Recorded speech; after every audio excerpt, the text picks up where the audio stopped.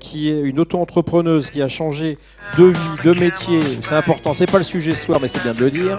Vous avez pris plein de notes, je suis sûr, parce que vous faites aussi des vêtements, pas autant que chez Electra, mais ça va venir. Voilà. On va demander à Arnaud Hoth de nous rejoindre aussi. On peut l'applaudir, le DRH d'un poids lourd international du traitement raisonné. On va parler évidemment de 200 Gosses et puis ils vont être rejoints par Jean-Pierre Plonquet, qui est associé avec François Feugier, qu'on salue aussi, un spécialiste de l'agronomie en intelligence artificielle, deux cofondateurs de l'entreprise, un seul ici, mais on va pouvoir échanger. L'entreprise, c'est Green Shield. Vous avez démarré à Paris, vous êtes aujourd'hui très néo-aquitain, à la fois sur Cognac et Bordeaux, parce qu'on va le voir, votre activité, c'est pas les limaces, mais c'est la viticulture. Je dis les limaces parce que c'est ce qui a fait la référence de nos amis du Lot-et-Garonne. J'aimerais bien qu'on démarre avec vous, justement, si c'est possible. Justine, si vous voulez prendre le micro devant vous. Oui. Vous allez bien ? Oui, très bien. Ça va, très bien. Comment on se situe justement auto-entrepreneuse, créatrice d'entreprise par rapport à ce qu'on vient d'entendre? On se dit, je vais prendre 1%, 10%, je peux tout embrasser. Comment on se positionne? Je parle de l'IA, je ne parle pas du chiffre d'affaires. Donc justement, quand on est auto-entrepreneur, on ne peut pas être sur tout, sachant que j'ai fait le choix justement sur la partie artisanale d'opter pour l'artisanat à 100% et de tout faire moi-même. Je ne délègue rien, aussi bien le patronage que la création des vêtements. Donc moi, ce que j'ai opté, j'ai intégré l'IA sur la partie communication en me disant que justement c'était alors pas des compétences à faible valeur ajoutée, mais qui, en tout cas, sur mon cœur de métier là que je voulais développer, qui n'était pas prioritaire en tout cas, et ça m'a permis justement de pouvoir quand même communiquer, de pouvoir quand même aller sur un marché qui est déjà quand même très compétent avec beaucoup de concurrence, en utilisant un assistant virtuel qui me permettait justement de gagner de la productivité, mais aussi à développer des compétences et en qualité de service. Alors, je vais le rappeler, vous venez de la communication, justement, vous faites encore de la com, puisqu'il faut bien vivre à côté de l'entreprise naissante. Vous êtes en train d'appliquer directement ce qu'on vient d'entendre, puisqu'on a entendu tout à l'heure qu'il fallait identifier et prioriser. Là, vous venez de dire, j'ai donné des priorités.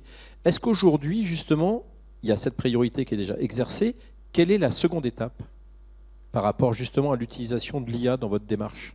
C'est quoi la chose suivante que vous avez envie de faire avec l'IA? Qu'est-ce qui vous permettrait d'accélérer? Alors, en fonction justement de l'évolution de l'entreprise, ce qui pourrait être intéressant, c'est utiliser l'IA plus sur la partie relation client, on va dire plus sur des objectifs, on va dire marketing.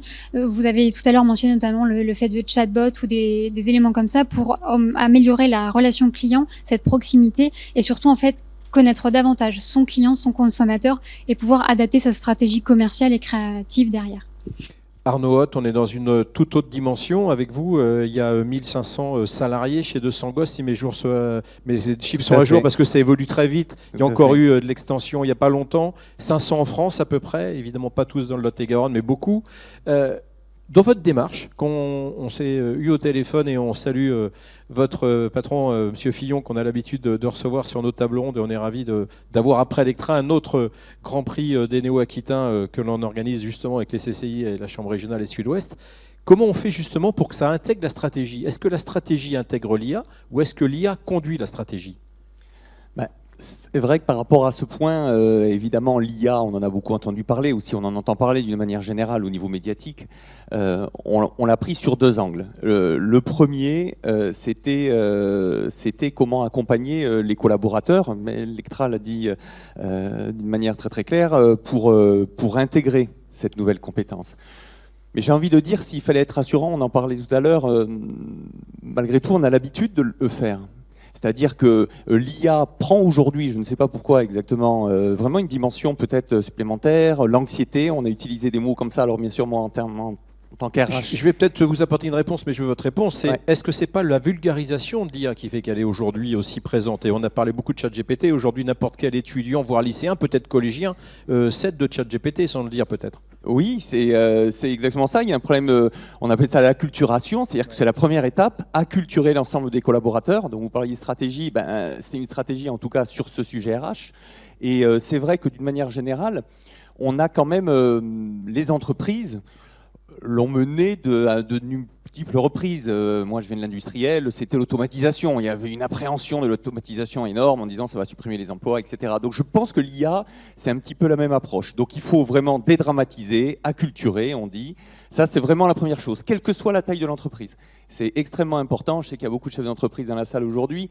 Il y a cette acculturation à faire pour dédramatiser. C'est vraiment la première étape. En tout cas, on est en plein dedans. Donc ça, c'est sur la stratégie pour accompagner le changement au niveau des collaborateurs. Et puis le second, il est plus stratégique en rapport vraiment avec l'activité, c'est arriver à développer, le président de la Chambre d'agriculture l'a dit tout à l'heure, on a en face des clients, c'est-à-dire nos vraiment utilisateurs finaux, qui sont aussi très avancés là-dedans, donc arriver à leur donner différents produits, différentes aides dans leur quotidien. Et c'est le sujet du LimaCap, c'est le produit LimaCap qui a été lancé. Alors on va en parler de l'IMACAP, il y a le mot limace dedans, ça fait toujours sourire quand on parle de votre magnifique entreprise. Mais on aime bien. Mais vous aimez bien les limaces tant qu'elles ne viennent pas dans les cultures.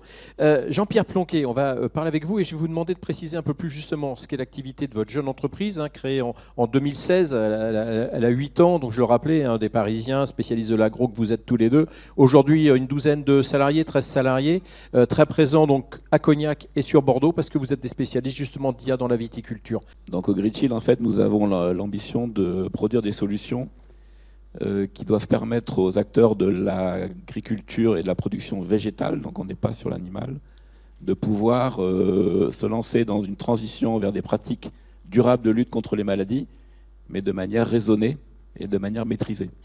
Voilà. Donc dire autrement, comment sortir de la chimie, donc 200 gosses ne fait pas de la chimie, comment sortir de la chimie mais de manière maîtrisée, dans la lutte contre les maladies. Ça c'est notre particularité. Ce qui fait l'originalité de la société, je crois, et je vais parler d'IA tout de suite après, c'est que notre cœur d'expertise qu'on essaie de développer, c'est un rapprochement entre mathématiques et agronomie. On veut vraiment être vus comme des gens qui parlons le métier, qui parlons de l'agronomie. La chimie cachait un peu tout ça. Maintenant, ça s'en va, et de fait, on se retrouve avec des fondamentaux qu'il faut aborder. Et donc, c'est le rapprochement des maths et de l'agronomie. Et si on fait des maths, à un moment, il faut des paramètres. Et bien, les paramètres, c'est l'IA qui nous les apporte. Donc, en fait, ce n'est pas l'IA au cœur parce que c'est l'IA, mais parce que c'est l'IA qui va nous permettre d'observer la nature et de se dire là, je vois quelque chose, et ce quelque chose-là, a priori, c'est telle maladie, mais je vais la transformer en une valeur, et que cette valeur, en fait, elle va être traitée par les modèles pour pouvoir mieux prédire. Voilà. Donc l'IA est un outil essentiel, basé sur la technologie, bien entendu. Donc on fait des capteurs. On vient de le dire et votre voisin Arnaud Hott disait je ne sais pas pourquoi, mais gardez le micro justement, pourquoi l'IA est si présente aujourd'hui. Aujourd'hui, elle est très présente chez vous, c'est votre entre guillemets fonds de commerce, c'est pas péjoratif quand on dit ça. Est-ce que c'est bien accepté? On parlait tout à l'heure de l'acculturation, sans jeu de mots avec votre activité.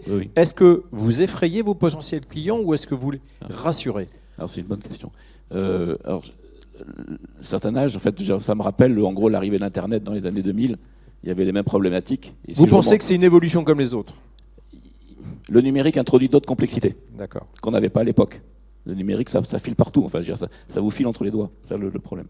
Donc la dimension de la sécurité est beaucoup plus prégnante, je pense, qu'avant. Cela dit, nous aujourd'hui, alors c'est un argument qu'on utilise de temps, on fait de la science, mais pas que. C'est-à-dire qu'en fait, moi j'ai vécu aussi dans des grands groupes dans ma carrière. En fait, on aborde ça vraiment avec une logique de maîtrise de risque. Et donc, en gros, il faut aller chercher la confiance. Donc, en fait, on fait de la science, mais aussi, on fait pas que. Et on essaye d'avoir une solution qui facilite le dialogue, qui est ouverte, qui facilite le dialogue entre un vitier et son conseiller. Notamment pour démystifier pourquoi les données sont utiles et qu'est-ce qu'on en fait. Je vais juste illustrer très rapidement. Avec plaisir. Par le fait qu'on a développé en interne, maintenant qu'on utilise à l'extérieur, une plateforme qu'on appelle Agromark. Voilà. Et qui permet de faire de manière très rapide du traitement d'images qui est essentiel pour l'IA, pour l'apprentissage. Donc on collecte des images et on va dire là, quelles sont les maladies qu'on voit, et ça sert à rentrer dans les modèles d'apprentissage, machine learning, c'est évoqué tout à l'heure. Et ça c'est essentiel parce que si les données ne sont pas bonnes, l'infrastructure sera très bonne, la détection sera mauvaise. Et donc ce qu'on fait, c'est qu'on a, on a permis de faire des fonctions, des fonctions dans cette plateforme de moniteur, ce qui permet à quelqu'un d'externe, par exemple un conseiller ou un responsable VT dans une grande structure, de qualifier la qualité de l'apprentissage que nous faisons. Et donc en gros, alors c'est un peu marketing quand même, mais ça a des réalités concrètes, comment on peut co-construire ensemble l'IA qu'on va proposer. Voilà, ça je pense que c'est important. Alors Arnaud, justement, là on est dans le sujet que nous a présenté notre expert tout à l'heure. Il y avait l'IA sur étagère et l'IA qui était sur mesure, j'ai envie de dire, pour prendre un exemple de vêtements. Qu'est-ce qu'on fait chez 200 Gosses? Aujourd'hui, vous avez intégré un R&D spécial IA ou est-ce que vous allez chercher des compétences à l'extérieur et vous sous-traitez ou vous cherchez? C'est quoi la piste aujourd'hui? Non, là, clairement, le choix, le positionnement a été très clair par rapport à ça, d'externaliser quelque part, en tout cas d'aller chercher les compétences IA à partir du moment où on est sur du développement, vraiment. Et ça a été le cas, encore une fois, avec le produit dont on parle ce soir sur l'IMACAP, où on s'est fait aider de start-up locales, d'ailleurs, sur Bordeaux, qui nous ont aidé tout ce côté de développement.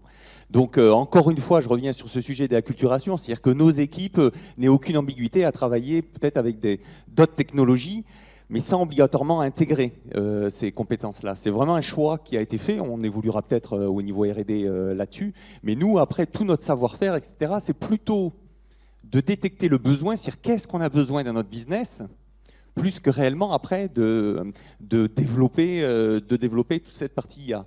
D'où l'importance, encore une fois, que les équipes soient complètement acculturées par rapport à ça. J'ai souvent tendance à dire que, parce que souvent, vous l'avez dit tout à l'heure, ça crée une anxiété, l'IA va supprimer des postes, etc. Il y a un risque que l'IA supprime les postes des personnes qui ne veulent pas travailler avec l'IA. Ça, c'est clair, mais on l'a encore une fois, on l'a connu avec bien d'autres évolutions. Arnaud, est-ce que ce choix chez 200 Gosses aujourd'hui, il est dicté par la très grande spécialisation même dans l'IA? C'est-à-dire qu'on a un grand titre chapeau qui est l'IA, et comme on le voit avec votre voisin qui est très spécialisé dans la viticulture, avec votre voisine qui est en train de travailler sur de l'IA de communication ou demain sur du textile, est-ce que ça veut dire qu'aujourd'hui on peut dire qu'il y a plusieurs IA chez 200 Gosses? En tout cas, il semblerait qu'il y en ait deux, encore une fois, hein, cette IA qui est productive, c'est comme ça d'ailleurs le nom, je crois qu'on l'appelle, c'est-à-dire qu'à un moment, le service juridique va utiliser des outils IA pour aller plus vite dans la conception des différents contrats. Donc là, on est sur une typologie d'IA un petit peu particulière, c'est-à-dire qu'encore une fois, il faut habituer les gens à travailler avec l'IA, mais ce ne sont pas des développeurs IA, mais par contre, vraiment intégrer cette nouvelle compétence qui amène clairement de la productivité. Et dans des entreprises en mode de croissance, qui ont aussi du mal à recruter, on l'a dit tout à l'heure, ben, c'est évidemment un intérêt énorme l'IA par rapport à ça. Ce n'est pas obligatoirement la suppression de l'emploi. Donc ça, c'est le premier point. Et puis le deuxième, effectivement, très technique, que nous, on a préféré effectivement externaliser. C'est vraiment les deux types d'IA qu'on a essayé d'intégrer au sein de l'entreprise. Justine Aguinet, est-ce que votre entreprise aurait pu naître sans l'aide de l'IA aujourd'hui? Et est-ce qu'elle en serait où elle en est aujourd'hui? Ou est-ce qu'elle vous a fait gagner du temps et en quoi, si c'est le cas? L'entreprise aurait pu naître sans l'IA, oui. Vivre, oui, j'ai envie de dire, parce qu'on a aussi, une entreprise peut vivre sans Internet, mais avec beaucoup de difficultés. Surtout dans l'univers de la mode, la concurrence, comme j'ai dit tout à l'heure, est très, très présente. Et surtout, en fait, c'est principalement sur les réseaux sociaux où c'est très compliqué d'être. C'est un poste à temps plein d'être sur les réseaux sociaux. Il y a la création de contenu, mais il faut aussi être dessus. Faut connaître les tendances sur ces réseaux-là. Et donc, l'IA permet vraiment de gagner un temps précieux. Et donc, il y a des, comme on l'a dit tout à l'heure, il y a des choix à faire. Donc, sans l'IA, soit ma communication serait minime. Mais sans communication, sans marketing, on ne peut pas vendre non plus, pas en 2024. Est-ce qu'on ne va pas chiffrer en temps homme, ou en femme d'ailleurs, mais est-ce qu'aujourd'hui, cette IA, chez vous, elle vous permet d'économiser un demi-poste ou un tiers-temps, ou je ne sais pas, de communicant ou de communicante, ou est-ce qu'on ne peut pas le chiffrer comme ça? Si, parce que oui, chiffrer, c'est assez compliqué, mais sans l'IA, oui. Alors d'avoir un demi-poste, par exemple, oui. D'avoir une personne, en fait, en tant qu'assistante sur la partie communication, qui ferait le travail que fait actuellement l'IA pour moi, c'est de préparer le travail, en fait, vraiment sur la partie productive de la communication. Après, il y a quand même une notion derrière où il faut avoir cette notion il faut quand même avoir des compétences et des notions en communication. On peut pas juste demander à l'IA, ou en tout cas, en l'occurrence, ChatGPT, de lui demander de nous créer un post, de nous créer un article de blog ou autre, sans avoir les connaissances derrière. Donc oui, ça pourrait remplacer un chargé ou même sans parler de poste, mais un stagiaire ou un apprenti en communication. On va continuer avec vous, Justine Aguier, si vous voulez bien, parce que cette IA, elle va au-delà de la communication chez vous. On a vu tout à l'heure une démonstration de benchmark qui pouvait être mondiale, je ne vais pas dire de bêtises, grâce à l'outil qu'on a vu chez Electra qui permettait d'aller voir s'il y avait X modèles de robe ou X modèles de pantalon. Vous sourcez aussi vos produits grâce à l'IA, c'est-à-dire que ça vous fait gagner du temps pour aller chercher des fournisseurs. Oui, pour la partie sourcing, donc par exemple, pareil, si je parle de ChatGPT ou même de Gemini, ça permet de vraiment. Je pense que c'est aussi un gros concurrent de Google où c'est un moteur de recherche. On gagne énormément en productivité et en temps en faisant nos recherches parce que l'avantage de ce genre d'outil, c'est qu'il garde en mémoire. Donc en fonction de ce que l'on veut, en fonction du prompt qu'on lui a envoyé, on gagne un temps fou sur justement, on peut lui demander de nous générer directement des références produits, donc pour le sourcing matière. Et en termes de créativité, comme on l'a un peu énoncé tout à l'heure, on peut très bien, avec soit de la génération d'images déjà, donc déjà se projeter sur un produit qu'on est en train de fabriquer, qu'on a du mal peut-être à le dessiner ou autre, ou même de faire du sourcing d'images avec, il y a des outils, Pinterest l'utilise, ou même sur Canva. Avec Canva, on fait un prompt par exemple, et il va nous générer soit des images de produits, soit avec la reconnaissance visuelle d'une photo. Si j'ai fait un produit, mais je veux savoir en fait si des concurrents le font, comment ils le font, en fait de trouver en fait des similitudes, donc des collections ou d'autres marques qui font des choses similaires. Gérard Gomez ou Jean-François Clédel, non pas que je squeeze Monsieur Servant. Est-ce qu'on n'a pas là l'exemple qui est en train de montrer ce qu'il faut faire, mais qui est une exception? Allez-y, Monsieur le Président de la Chambre régionale des métiers. Est-ce qu'on n'a pas là, c'est vous qui nous l'avez proposé, cette chef d'entreprise, est-ce qu'on n'est pas un peu dans le prototype de l'auto-entrepreneuse et que malheureusement tout le monde n'a pas son savoir-faire et ses compétences et que là il y a un enjeu considérable? Oui, c'est vrai. Alors on va peut-être recontacter Justine pour que... Alors elle n'a pas le temps de faire de la formation, déjà elle bosse nuit et jour, hein, je parle pour elle. Non, mais voilà, alors ce qu'elle fait aujourd'hui et le temps qu'elle gagne par rapport à toute son utilisation de l'IA, évidemment, c'est du temps aussi de production qui est en plus parce qu'elle est toute seule. Donc, c'est pour des entreprises, y compris sur nos entreprises de petite taille, hein, où c'est souvent moins de 10 salariés, eh bien, ça peut apporter des gains considérables si c'est bien mené.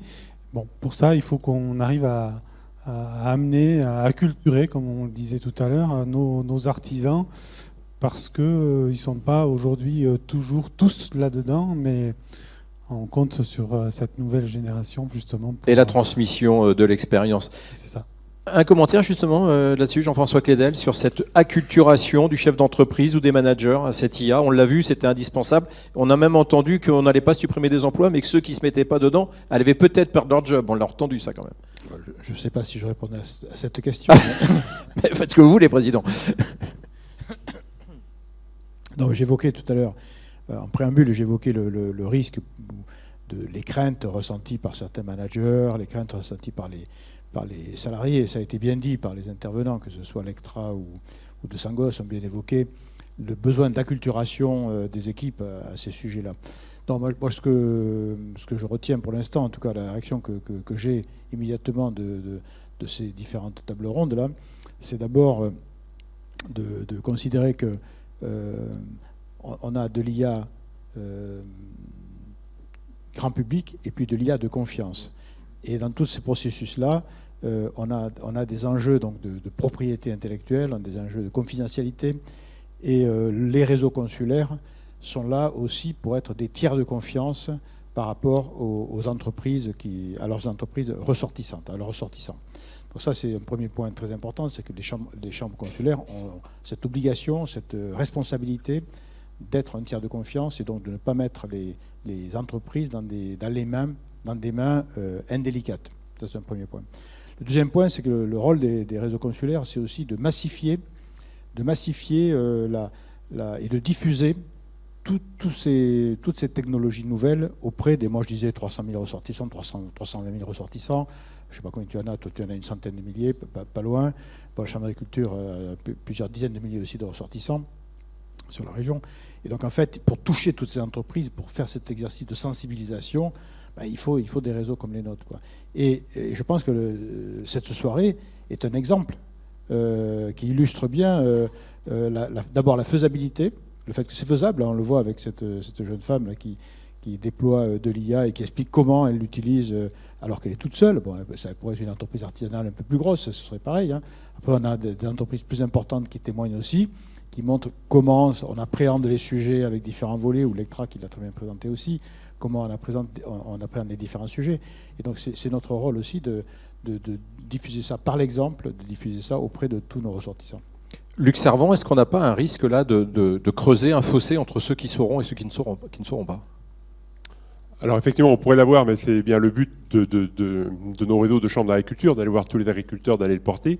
Il y a aussi quand même le rôle des organismes économiques, des coopératives, des négociants, de la recherche, des instituts techniques, et puis le rôle des entreprises privées. Quand de Sangos, et je crois qu'on a la chance sur la région d'avoir une boîte comme ça qui anticipe justement les besoins des agriculteurs, quand de Sangos propose un outil qui répond aux attentes des agriculteurs, de limiter le risque de l'attaque de ravageurs, d'aider à la décision, est-ce qu'il faut que j'y aille ou pas, dans un contexte où on nous dit qu'il faut utiliser de moins en moins la chimie, mais il faut quand même assurer la production et limiter le risque.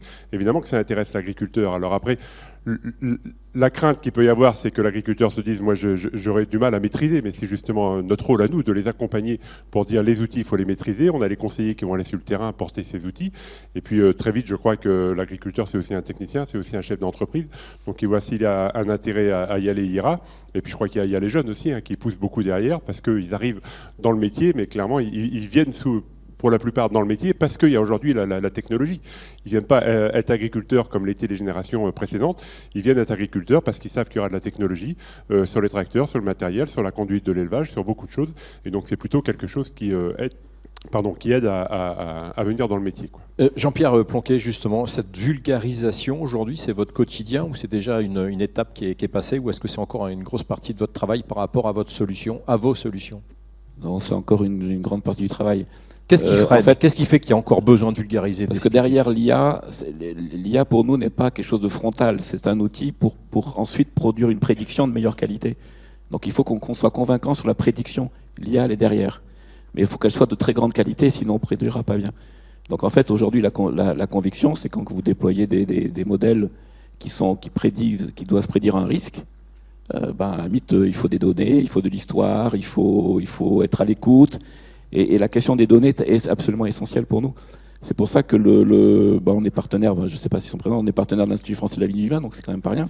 Et on avance ensemble, d'ailleurs on est sponsorisé en partie par la région Nouvelle-Aquitaine. On salue le président de la région qui vient de nous rejoindre. J'en profite pour le remercier pour ça. Et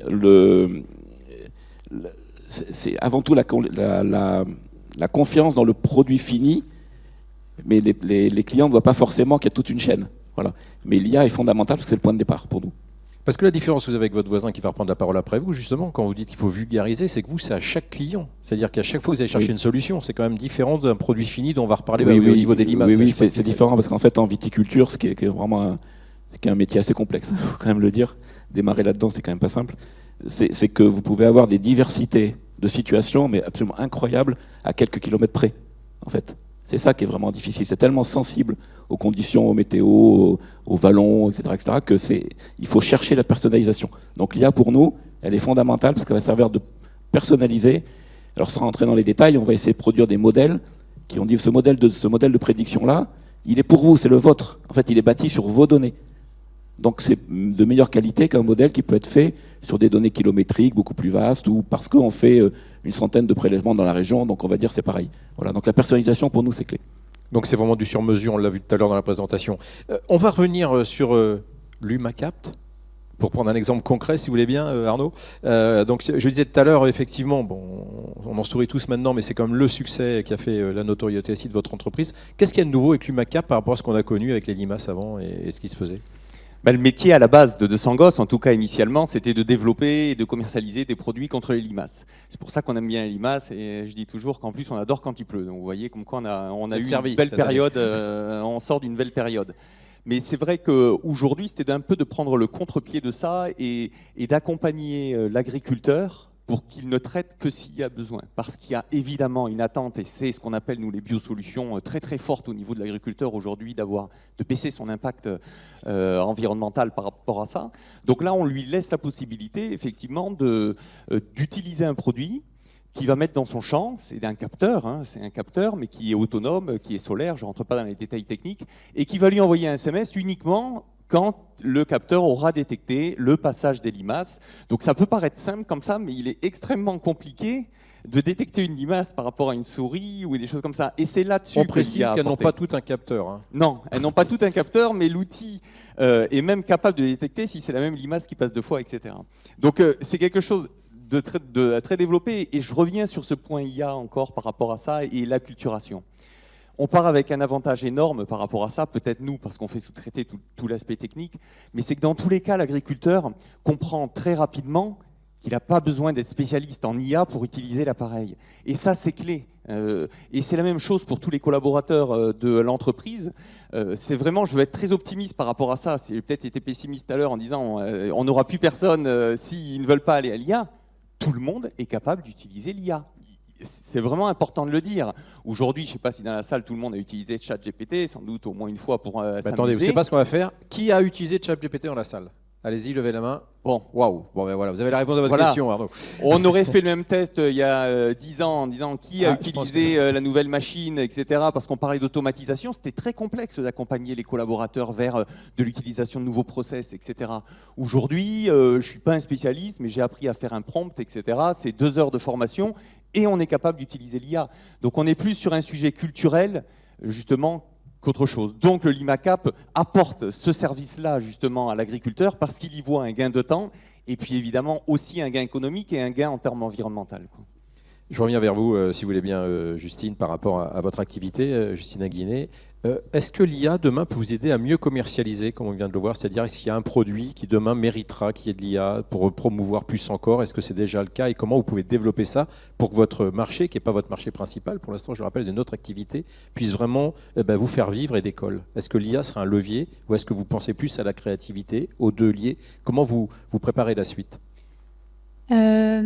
Je pense que oui. Alors après, j'ai pas la réponse exacte à votre question dans le sens où j'aimerais bien, et je pense que oui, c'est possible sur la partie commerciale, marketing, par rapport à la connaissance et à cette relation qu'on peut avoir avec notre consommateur. De pouvoir, d'une part, donc la communication, on va dire, va permettre de promouvoir le produit, certes, mais après, c'est une fois que même sur la partie commerciale, c'est comment adapter mon offre aux besoins réels du consommateur. Et ça, je pense que oui, l'IA peut m'aider, mais comment pour le moment, je ne sais pas. Et en tout cas, ChatGPT a quand même ses limites, en tout cas pour cette partie-là. Et là, ça serait plus, si je reprends un peu les termes qui ont été utilisés tout à l'heure, ça serait plus du sur-mesure et vraiment un outil qui est adapté en fonction de mon activité. Mais on a vu aussi tout à l'heure avec notre expert que le sur-mesure était forcément plus cher que l'outil partagé par tout le monde. C'est-à-dire qu'aujourd'hui, vous n'avez pas forcément les moyens d'aller vers cet outil. Non, et c'est pour ça, voilà, là, je me limite moi à ce qu'il est possible financièrement. Et après, voilà, je l'espère, si l'entreprise croit, de voir en fait les outils qui sont disponibles en fonction du budget, etc. Allez, on va prendre quelques questions de la salle pendant que je vois que le président Rousset est en train de faire son discours avec ChatGPT, justement. Non, c'est pas ChatGPT, d'accord. Oui, j'ai pas vu que vous avez levé la main. Allez, s'il y a des questions avec la salle, et on va continuer avec vous pendant que les questions se préparent. Jean-Pierre Plonquet, c'est quoi l'étape suivante? On l'a dit, 8 ans d'exercice pour l'entreprise, un développement sur la VITI. Est-ce qu'aujourd'hui l'entreprise va se dire, nous c'est la VITI, ou est-ce que demain il y a d'autres applications possibles? Oui. Donc c'est vraiment pouvoir vraiment décoller dans la VITI cette année, la saison 25, en Nouvelle-Aquitaine. On commence à avoir un gros client en Occitanie, c'est important, en Bourgogne également. Voilà, donc se répandre sur le marché français avec un socle Nouvelle-Aquitaine et Occitanie, parce que c'est quand même, voilà, ça se touche et ça a du sens. On est aussi présent alors, à un stade de démonstrateur en maraîchage. Alors, j'allais dire, c'est peut-être une solution. Alors ce n'est pas une solution encore aujourd'hui, mais un peu concurrente peut-être demain, parce qu'on fait du désherbage en fait. Je voulais qu'on revienne à ça, voilà. Justement. On a le Greenseed est né de ça en fait, d'un brevet qu'on a qui est étendu dans les 9 plus grands pays agricoles européens, qui est en fait un module de destruction. Enfin, je vais parler des mauvaises herbes, destruction des mauvaises herbes par laser. Voilà. Donc il y a de l'IA, parce que c'est l'IA qui permet de détecter l'adventice du petit cotylédon de feuilles carottes, vous voyez. Donc ça, aujourd'hui, on est en phase de démonstrateur. On est très connu sur ce sujet dans la région, d'ailleurs, en l'occurrence. Et on travaille avec Invenio, on travaille avec Sagage Végétal, des gens comme ça. Mais on est au stade de démonstrateur. Donc, mais ça pourrait détruire des limaces, mais ce n'est pas l'objet, ce n'est pas notre priorité. Voilà. Et puis, on a également un pied dans les plantes à parfum aromatiques médicinales. Voilà. Merci pour cet avenir. On vous fera revenir pour en parler. Allez, des questions de la salle. Le micro circule. On va peut-être remettre un peu de lumière, d'ailleurs. Est-ce que quelqu'un lève la main? Je ne vois pas, excusez-moi. Ou alors, le micro circule pas. Pas de questions? Ok. Allez. Ah, c'est que je ne vois pas. Je suis désolé, comme il n'y a pas de lumière dans la salle. Allez-y. Le micro circule ou pas? Allez-y. Nicolas Vidi, là. Tous les postes.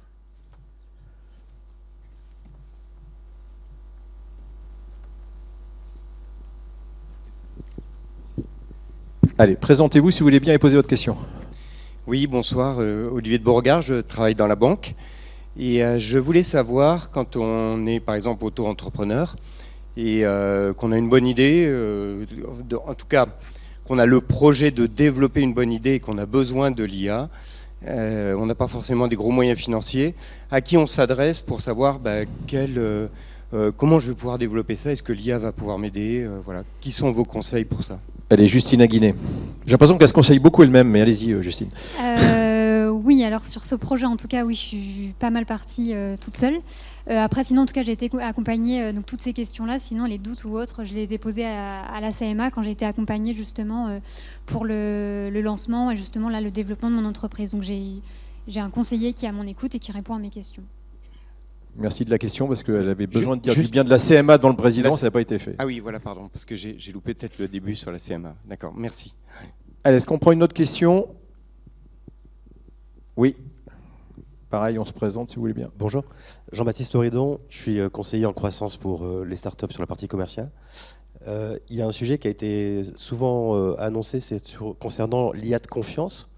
Et j'ai eu la sensation dans les différents intervenants qu'il y avait l'intégration d'IA, la confiance dans des partenaires ou le fait de développer peut-être soi-même sa propre IA. Moi, j'avais une question pour Justine, en fait, c'est est-ce que vous faites de plus en plus confiance à des partenaires qui répondent à votre métier, ou est-ce que vous continuez à utiliser ChatGPT de vous-même et en qui vous avez confiance du coup? Alors, par rapport à quoi? Par rapport à l'utilisation que vous en avez pour les réseaux sociaux? Parce que souvent, ce qui fait peur, pour préciser ma question, c'est qu'on dit que l'IA laisse diffuser son information d'entreprise un peu partout. Et comment on fait confiance à cette IA, en fait? Alors, en effet, si, je me suis posé cette question-là, mais je ne me sens pas, on va dire, concernée plus que ça, dans le sens où les données que je donne à ChatGPT, c'est pour créer soit, mettons, des posts ou même des articles. C'est des informations que de toute façon, je vais d'une part transmettre sur les réseaux, enfin sur un outil public en ligne. Je ne transmets pas d'informations, on va dire, sensibles ou qui peuvent se retourner, on va dire, contre le développement de mon entreprise. J'ai pas, même si c'est du développement produit, d'une part, mon entreprise, pour le moment, je ne suis pas Chanel. Donc j'ai envie de dire, si Chanel demain développe un nouveau produit, il y a ce côté très concurrence ou R&D très secret. J'en suis pas là d'une part, et après voilà, je fais attention aussi à ce que je mets comme information. Ce côté confiance, je pense que c'est comme pour tout outil sur Internet ou en ligne, tout du moins, c'est de l'utiliser avec justement précaution et de savoir en fait ce que je mets. À partir du moment où voilà, on écrit, c'est comme toutes les photos ou toutes les données que l'on donne. À partir du moment où on a donné cette donnée, on sait qu'elle peut être justement à un moment donné réutilisée par X outils. Donc j'ai cette sensibilité-là. Après, pour le moment, moi, ça ne m'empêche pas d'avancer et de continuer. Je vois pas en fait en quoi ça peut être pour le moment une limite dans mon utilisation. Après, je suis pas une experte de l'IA et peut-être que justement... Alors justement, j'ai demandé à Cédric Delbos de nous rejoindre. Qu'est-ce qu'on peut répondre au-delà de la communication et de l'exemple de Justine sur cette intelligence de confiance et de son usage?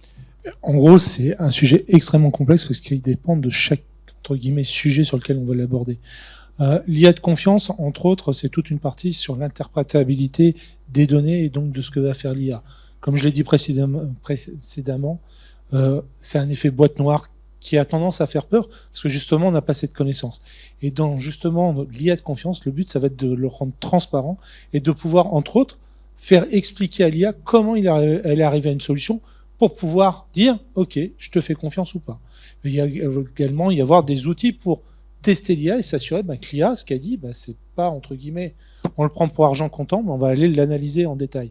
Donc l'IA de confiance, elle va prendre vraiment des nuances très différentes en fonction des sujets. Là, j'ai pas pris des côtés beaucoup plus industrie et je dirais boîte noire entre guillemets pour les utilisateurs, mais c'est vrai que derrière, c'est peut-être aussi un des points de l'IA de confiance, c'est que c'est tellement facile à utiliser.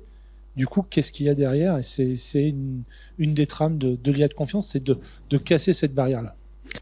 Arnaud, chez De Sangos, la question aujourd'hui, elle est sous surveillance et prégnant, ce côté confiance et utilisation, qu'on a des enjeux internationaux, comme vous, je le rappelle, sont 10% du chiffre d'affaires à l'étranger.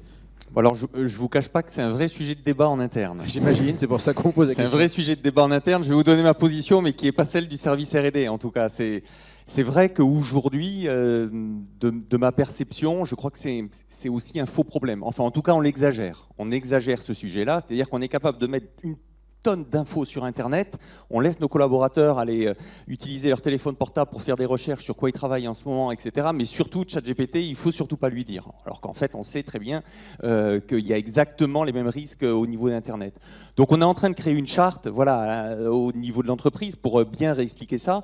Mais je crois que dans 5-6 ans, peut-être avant, j'en sais rien, mais tout le monde utilisera ChatGPT. Comme on utilise aujourd'hui Internet, on s'est posé cette question sur Internet, puis peut-être qu'avec le téléphone, on se l'est posé à une époque, j'en sais rien. Donc vous voyez, je pense qu'il y a aussi ce sujet-là.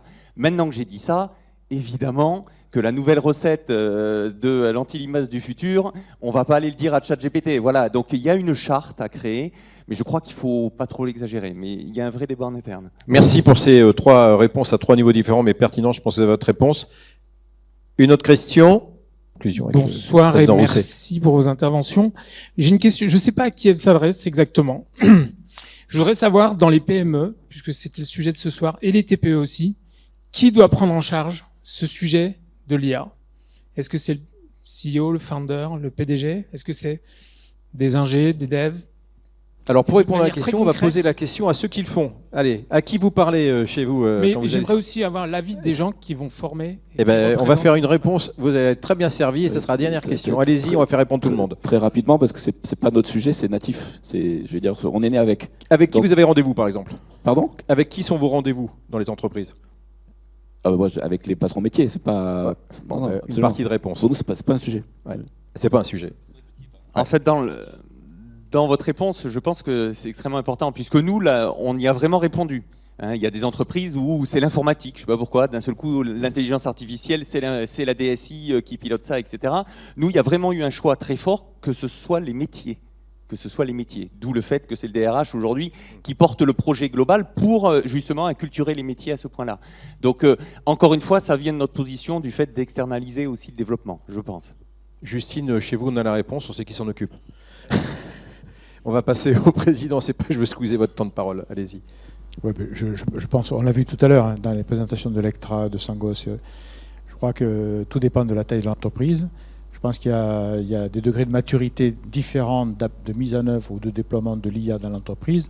Au départ, vous avez des gens qui vont utiliser l'IA sans le dire, à la limite, puis ça va venir aux oreilles de la direction des systèmes d'information, par exemple, qui dit oh là là, il y a des risques pour la cybersécurité, pour la propriété intellectuelle, etc. Et donc, le sujet va être pris en main par peut-être la DSI ou les gens en charge de la propriété intellectuelle. Mais très vite, et c'est ainsi que Lectra le présentait tout à l'heure, ça doit devenir une démarche stratégique. Et donc à ce moment-là, il faut quand même que la direction au plus haut niveau le prenne en charge, le pilote comme un projet, le déploiement de l'IA, ça peut être traité aussi comme un projet. Soit on est très opportuniste, on laisse les gens faire, mais avec le risque de fuite d'informations ou de mauvaise utilisation de l'outil, soit on en fait une approche stratégique en traitant les problèmes liés aux ressources humaines, l'acculturation, l'impact sur le management, etc. On en fait vraiment un outil stratégique de développement de l'entreprise. Voilà. Messieurs, si vous voulez répondre, monsieur le servant, c'est la même chose, mais vas-y, c'est pareil. Pour la Chambre des métiers. Non, pas grand-chose à ajouter, parce que pour les entreprises artisanales, c'est relativement on simple. sait qui c'est qui va s'en occuper. Voilà, c'est Justine. C'est et en gros, le dirigeant d'entreprise est à la fois DRH, à la fois chef du pôle marketing, il s'occupe des clients, de la recherche, et voilà, donc forcément, ça va beaucoup plus vite. Merci, on va vous garder tous les 6. Applaudissements pour notre table ronde et merci pour ces précieux renseignements. On en profite pour remercier aussi les 2 premiers intervenants.